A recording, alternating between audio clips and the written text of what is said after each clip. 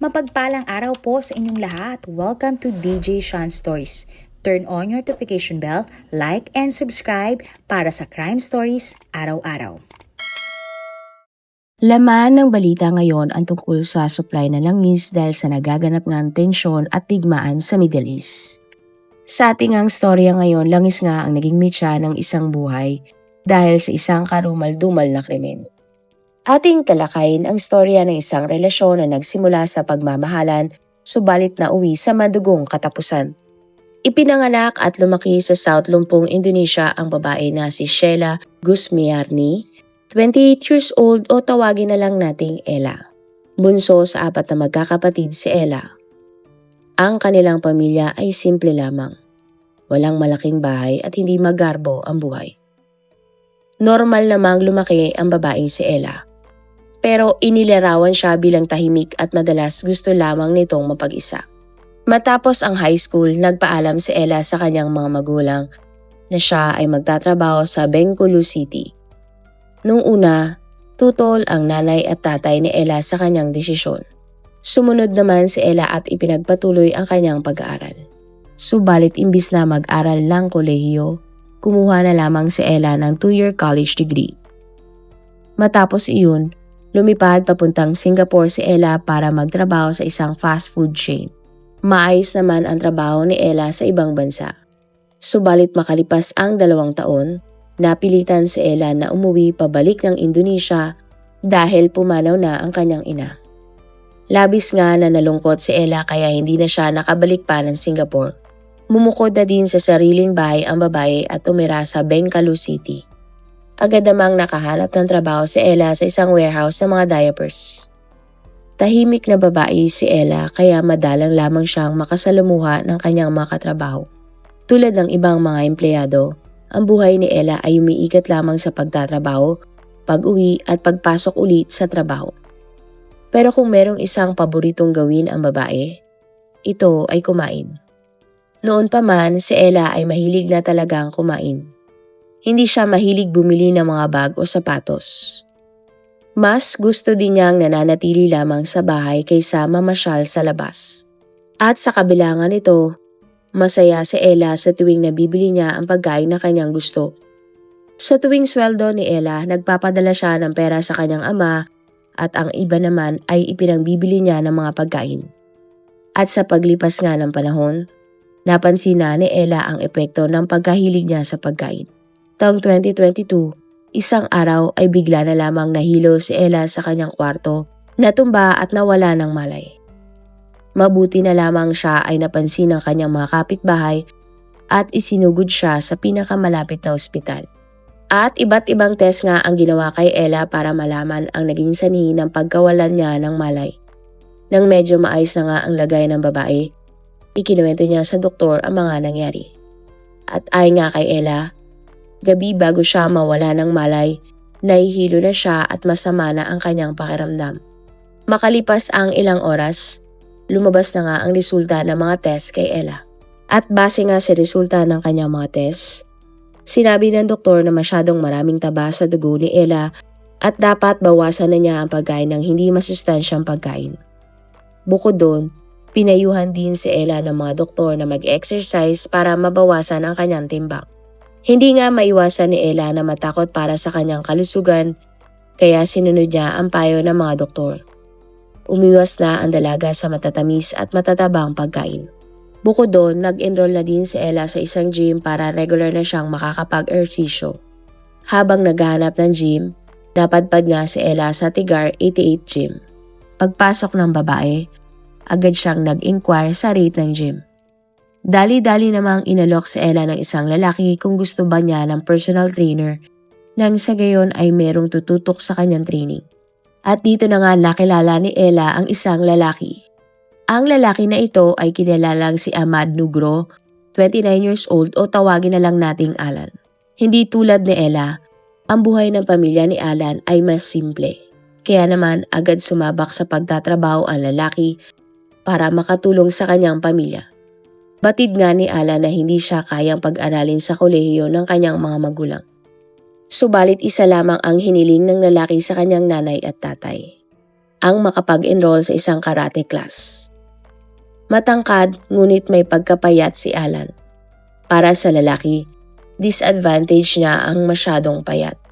Pero sa kabila nito, gusto ni Alan na kahit siya ay payat, kaya niyang ipagtanggol ang kanyang sarili. Sinabi naman ng mga magulang ni Alan na hindi nila hahadlangan ang kagustuhan ng kanilang anak. Kaya naman nag-ipon si Alan para meron siyang ipang babayad sa kanyang karate class. At taong 2016 nang nagsimulang dumalo si Alan sa mga training session. Sineryoso nga ni Alan ang bawat araw na meron siyang karate class. Nagkaroon na din siya ng maraming mga kaibigan at nahilig sa mga online games. Subalit sa kabila ng mga ito, nagagawa pa rin ni Alan na magtrabaho at makatulong sa kanyang pamilya. At dahil masipag naman si Alan, hinayaan na lamang siya ng kanyang mga magulang sa mga bagay na gusto niyang gawin. Taong 2018, nang natapos nga ni Alan ang klase niya sa karate at naging isang black belter. Napakasaya nga ng lalaki sa tagumpay na kanyang natatanggap. Pero hindi pa dito nakontento ang lalaki. Matapos ang training sa karate, nagdesisyon si Alan na mag-training naman sa gym para mas gumanda pa ang kanyang katawan. Sa kalagitnaan nito, nagtrabaho naman si Alan bilang isang security guard. Matapos ang kanyang duty, diretso sa gym si Alan. Disiplinado nga ang lalaki dahil sa kagustuhan niyang magkaroon ng katawang katulad ng mga bodybuilder. Pansamantalang natigil ang pag-gym ni Alan nang dumating ang pandemya. Pero sa kabila nito, nanatili sa pagtitraining sa bahay si Alan. Matapos ang pandemya, kumuha naman ng short course si Alan para maging isang certified gym trainer. Makalipas ang higit isang taon, si Alan ay ganap ng isang fitness at gym instructor sa Tegar 88 Gym. At dito na nga sila nagkakilala ni Ella.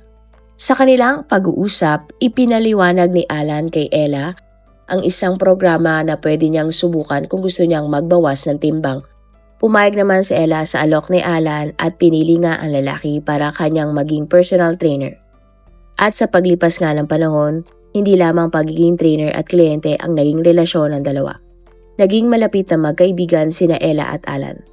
Hindi nagtagal, nagkaroon nga ng pagtingin si Alan sa babae at inamin niya ito kay Ella. Inamin din ni Ella na meron na siyang nararamdaman para kay Alan. At October 2023, nang nagsimula nga ang relasyon ni na Alan at Ella. Masaya nga ang naging relasyon na magkasintahan. Nagsuportahan sila sa bawat hilig o gusto ng isa't isa. At dahil sa paggabay ni Alan kay Ella, kahit na nakakapagod ang pag-gym, na-enjoy ito ng babae. Hindi nagtagal, ang paboritong banding nga ng magkasintahan ay pagtitraining sa gym. Makalipas ang isang taon, sina Ella at Alan ay tumira na sa iisang bahay. Ipinakilala din ng bodybuilder si Ella sa kanyang pamilya at maayos naman nilang tinanggap ang babae. Mula nga noon, naging parte na si Ella ng pamilya ni Alan at palagi nang kasama ang babae sa mga pagtitipon ng pamilya ng kanyang kasintahan. Sa isang pagkakataon, namasyal naman sa isang isla ang kapatid ni Alan at kasama pa nga si Ella sa pamamasyal. Habang tumatagal, mas lalo namang lumaki at gumanda ang katawan ni Alan. At bago nga matapos ang taong 2023, sumali si Alan sa isang bodybuilding contest. Bagamat hindi na uuwi ng lalaki ang medalya, marami namang nagbukas na oportunidad para sa kanya matapos ang contest. Dumami kasi ang kliyente ng lalaki na gusto si Alan ang kanilang maging trainer. Masaya naman si Ella para sa takbo ng karir ng kanyang kasintahan at binibigay niya ang kanyang buong suporta para sa lalaki. Nung una, wala namang problema ang magkasintahan. Subalit kalaunan napansin na ni Ella na tila masyado nang ibinubuhos ng bodybuilder ang lahat ng oras nito sa gym. Pakiramdam nga ng dalaga, hindi na sapat ang ibinibigay ni Alan na atensyon para sa kanya. Dito na nagsimulang magkaroon ng alitan ang magkasintahan. Humingi naman ng tawad si Alan kay Ella at sinabing babawi na lamang siya para sa kanyang nobya. Pero sa puntong ito, tila nagtampo ang babae sa kanyang kasintahan. Sinabi niya kay Alan na kung gusto talaga ng kanyang nobyo na bumawi sa kanya, sila ay dapat nang magpakasal. Nagulat naman si Alan sa mga sinabi sa kanya ni Ella. at pinayuhan niya ang dalaga na isipin muna nila maigi ang lahat bago sila magdesisyon na magpakasal. Hindi naman nagustuhan ni Ella ang mga sinabi ni Alan. Pakiramdam nga ng babae walang plano ang bodybuilder niyang nobyo para sa kanilang kinabukasan. Mula nga noon tila nag-iba na ang lahat sa pagitan ni Ella at Alan. Madalang na ding magpunta sa gym si Ella at bumalik na sa pagkain ng marami at hindi masustansyang pagkain. Bukod doon, nagkaroon na din si Ella ng koneksyon sa ibang lalaki. Ito ay hindi lang basta koneksyon. Dahil ayon sa mga reports, sumasama ang babae sa ibang lalaki at nagpupunta sila sa isang motel. Pero ang lahat ng bagay na ito ay hindi alam ni Alan. Pero sa kabilang banda, hindi alam ni Ella na palihim na pala naghahanda si Alan para sa kanilang pagpapakasal. October 2025, nagulat na lamang si Ella na bigla siyang ayain ni Alan na magpakasal at sinabing ilihim na muna nila ito sa kani-kanilang pamilya. Hindi nga alam ni Ella ang isasagot kay Alan dahil alam niya sa kanyang isipan na niloloko lamang niya ang kanyang nobyo. Pero para hindi maghinala si Alan, pumayag si Ella na magpakasal. Kinabukasan, sumailalim nga sina Alan at Ella sa Nikah City o secret marriage. At tanging silang dalawa lamang nga ang nasa seremonya. Ang Nikah City ay isang kasal sa Indonesia na valid ayon sa Islamic law, ngunit hindi nirerehistro at hindi kinikilala ng gobyerno. Pero sa kabila nito, masaya ang magkasintahan matapos ang kanilang lihim na kasal. Unti-unti na din bumalik ang siglan ng relasyon ni Alan at Ella. Subalit tulad nga ng sabi-sabi, walang lihim na hindi nabubunyag. Sapagkat January 2026, ang lihim na relasyon ni Ella sa iba't ibang lalaki ay natuklasan na ni Alan. At ang mismong nakadiskubre nga nito ay ang kapatid ni Alan na si Waru. Ayon sa mga reports, nakita ng kaibigan ni Waru na nagtatrabaho bilang tagalinis ng motel ang post ni Alan kasama si Ella. Sinabi nga ng kaibigan ni Waru sa kanya na nakita niya nga si Ella sa kanilang motel na may kasamang ibang lalaki. Hindi daw makakalimutan ng kaibigan ni Waru si Ella dahil nag-order pa ito ng pagkain sa front desk. Ang lahat nga ng ito ay sinabi ni Waru sa kanyang kapatid na si Alan. Agad namang kinompronta ng lalaki ang kanyang misis tungkol sa sinabi ni Waru. Walang pag-aalinlangan naman na inamin ni Ella sa kanyang mister ang katotohanan. At ayon nga kay Ella, nagawa lamang niya iyon dahil pakiramdam niya nagkukulang na si Alan sa kanya. Humingi naman ng tawad si Ella sa kanyang mister subalit hindi ito tinanggap ng lalaki. Sa isip nga ni Alan, ibinuhos niya ang lahat ng tiwala at pagmamahal niya sa dalaga subalit nagawa pa din siyang lokohin ni Ella. Masakit din para kay Alan na malaman na nangyari nga ang lahat ng panloloko ng kanyang kasintahan bago sila ikasal. Agad ngang nakipaghiwalay si Alan kay Ella at pinaalis ito sa kanilang inuupahang bahay. Napilitan naman si Ella na umalis sa bahay dahil mismong si Alan na ang nag-empake ng kanyang mga gamit. Labis na galit nga ang emosyon na nangibabaw kay Ella. Hindi niya matanggap ang hiwalayan nila ng kanyang mister. At dito na nga nabuo sa isip ng babae ang napakasama niyang plano. March 25, 2026, kinontak ni Ella si Alan na kukunin niya ang naiwan niyang jacket sa kanilang bahay. Pag-uwi nga ni Alan mula sa gym sa kanilang bahay, nag-repair siya kay Ella at sinabing pwede na siyang pumunta sa bahay. Kumatok nga ng pintuan si Ella at pinagbuksan naman siya ni Alan. Nagkaroon nga ng palitan ng maaanghang na salita sa pagitan ni Ella at Alan. Dito na nga naisip ni Ella na ito na ang oras para makaganti siya kay Alan. Pagtalikod nga ng bodybuilder para kunin ang jacket, bigla siyang binuhusan ng likido ni Ella na nakalagay sa bote ng tubig. Mabilis na nga ang mga sumunod na mga pangyayari at bigla na lamang itinapon ni Ella ang nakasinding lighter kay Alan. Pagkatapos ay tumakbo palabas ang babae ng kwarto at nilak ang kanyang mister sa loob ng kwarto. Umalis din kaagad sa lugar si Ella para tumakas. Samantala, ang sigaw naman ng paghingi ng tulong ni Alan ay narinig ng kanyang mga kapitbahay. Tulong-tulong sila para pwersahang buksan ang pintuan. At pagpasok nga sa loob ng kwarto, inabutan nila si Alan na nakahandusay sa sahig at wala ng malay. Agad namang itinakbo ang bodybuilder sa ospital para gamutin. Sa puntong ito, ginawa naman ng mga doktor ang lahat ng kanilang makakaya. Kinabukasan, inilipat nga sa ibang ospital si Alan para operahan. Subalit tila hindi na kinaya ni Alan ang operasyon at tuluyan na siyang binawian ng buhay. Pero bago iyon, nasabi pa ni Alan sa kanyang kapatid na si Waru kung sino ang nagtapon sa kanya ng gasolina at lighter na may apoy.